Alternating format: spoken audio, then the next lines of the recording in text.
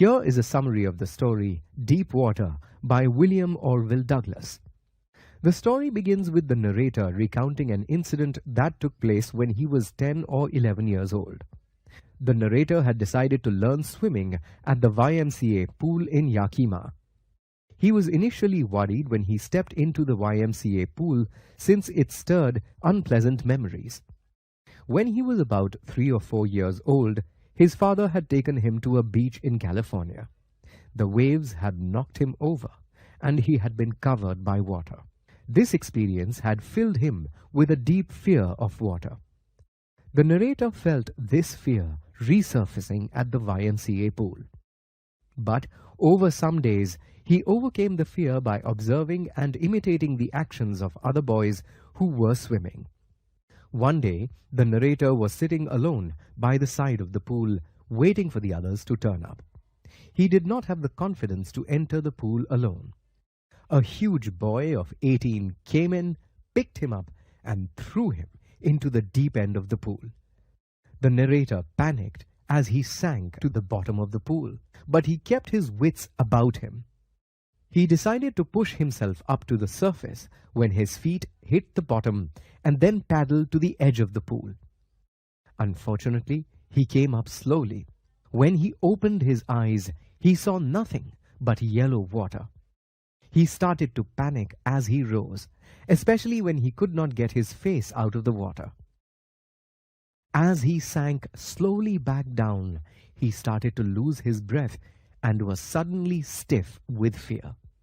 He reached the bottom and he jumped again, coming up slowly.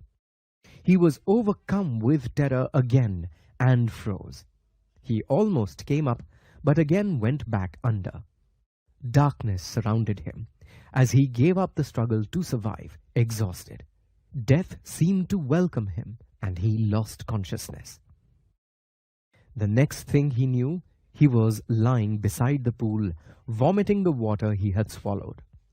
He had been pulled out of the water just in time. This incident left him feeling vulnerable and helpless, and from that day, he was terrified of water. As he grew older, this fear stayed with him and ruined his fishing trips. It prevented him from enjoying simple joys of life like canoeing, boating, and swimming. Finally, he decided to learn swimming from an instructor. He started practicing 5 days a week at a pool. First, he swam repeatedly up and down a pool with a belt that was attached to an overhead rope that the instructor held. He panicked every time he went underwater, but this subsided over 3 months.